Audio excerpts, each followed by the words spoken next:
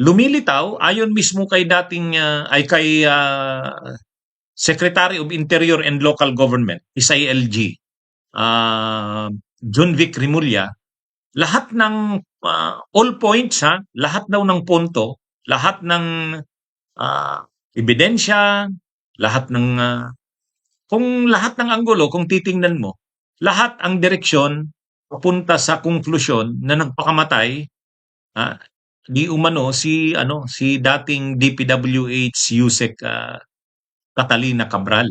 Ayon mismo 'yan kay kasi lumalabas naman talaga do'n, dalawa na lang naman, eh. Nung una sabi natin tatlo ang posibilidad. Ang una, may foul play.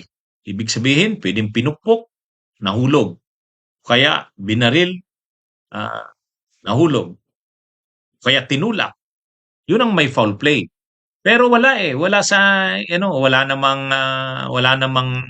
ah, walang ebidensya na pinukpok siya kaya nahulog, wala namang na binaril kaya nahulog, hindi. Walang foul play. So dalawa na lang ang posibilidad. Yung sabi ng asawa ni Cesar Cabral, nadulas, na aksidente. Ah, parang sa kanyang bersyon, ah, nandun para mag-unwind, naupo doon sa gilid ng ng bangin, siguro nahilo, nadulas. Oh, 'yun ang version ng asawa ni Engineer ni Cesar Cabral. Pero ayon sa driver nung nagsasalaysay yung driver ng pangyayari, naiiyak siya. Sabi niya, "Hindi ko naman kasi iisipin na gagawin niya 'yon." O di siyempre 'pag sinabi mong hindi ko naman inisip na gagawin niya 'yon. Kasi tinatanong yung driver, "Bakit binayaan mo, iniwan mo, na yung amo mo?" Ta's binalikan niya na lang. Sabi niya nagpaalam daw kasi na iwanan muna siya kasi magre-relax lang. So ang hindi niya sabi niya hindi niya naman daw inisip na gagawin niya 'yon. O so yung gano'ng statement na kahit yung driver naniniwala siyang nagpakamatay yung amo niya kasi sinabi niya, ah, ano, hindi ko naman inisip na gagawin niya 'yon. Kaya ang konklusyon ni SILG, Junvic Rimulya nagpakamatay, ah. Kaya lang siyempre sa pamilya may denial pa sila, eh. May denial pa sila parang pinapalabas nilang nag-ano, nag, ano ito, nagre-relax sana dun sa tabi ng bangin pero nadulas, na aksidente.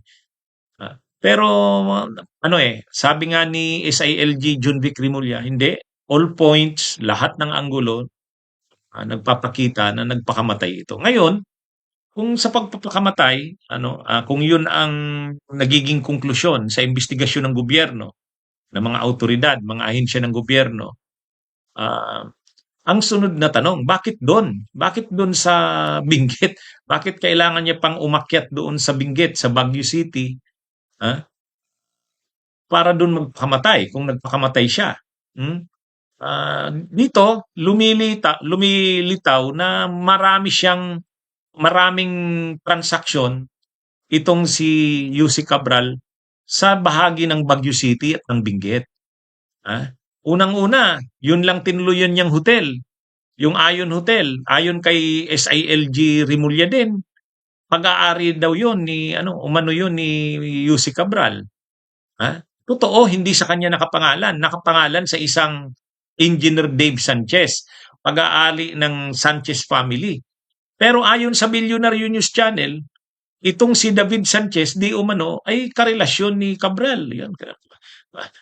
Marami ng anggulo ang lumilitaw. Ayon yan sa Billionaire News Channel.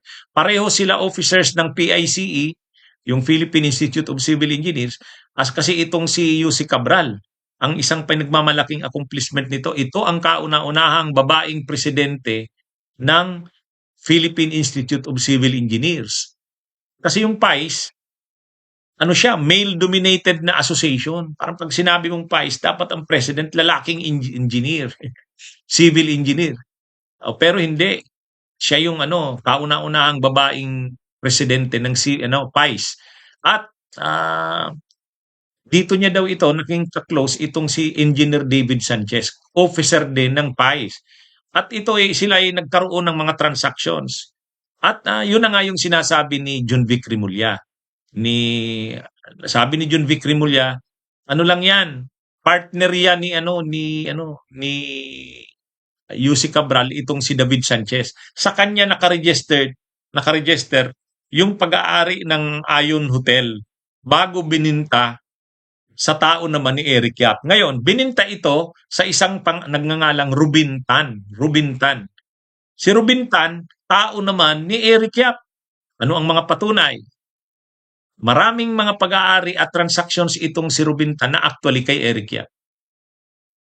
Ang mga korporasyon ni Eric Yap, bahagi itong si Ruben Tan. Nung tumakbong congressman itong 2025 si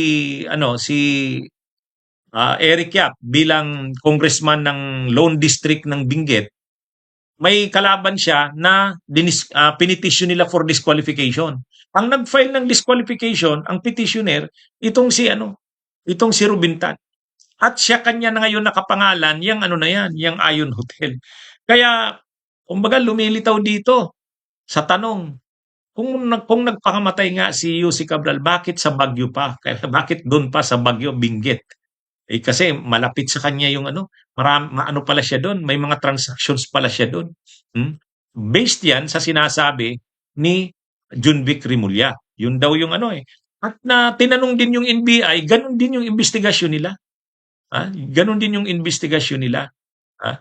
Dito siguro mauunawaan yung stand ng pamilya ni Cesar Cabral.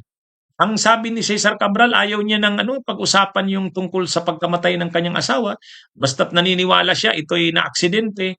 Wag nang i-autopsy kasi hindi naman sila wala naman daw silang question na kung foul play man ito o may ibang may kagagawa nito. Wala. Kaya wag na daw i-autopsy. At saka gusto na daw nila maiuwi na sa Metro Manila, sa Quezon City. Dito natin maunawaan na bakit gusto ng pamilya ng Cabral na wag nang masyadong lumaki ang issue. Siguro alam nila yon na lalabas itong mga ganito tulad nitong mga ari-arian na ito na nagiging controversial ngayon. At itong posibleng transaksyon, mga transactions at link. Itong mga link ni Eric Yap at saka ni Cabral, lalo na yung controversial na rocknetting project, na noong panahon ni Duterte, na si Cabral din, yung mga korporasyon din ni Eric Yap ang nagsagawa. Nung panahon na yan, Appropriations Committee Chair si Eric Yap. At nasa planning na rin, Undersecretary for Planning na rin ng DPWH si Cabral. Kaya, kumbaga siguro, alam ng pamilya Cabral na lalabas itong posibleng mga ugnayan, link ng mga transactions nito ni yumaong UC Cabral at saka ni Eric Yap. So actually, pagtatapos nito, siguro pagpasok ng taon, malalagay talaga sa alanganin itong si Eric Yap. Kasi siya ngayon yung nasa hot seat dito. Yung mga pinag-uusapang mga ari-arian na nalantad sa pagkamatay ni UC Cabral, nalilink kay Eric Yap.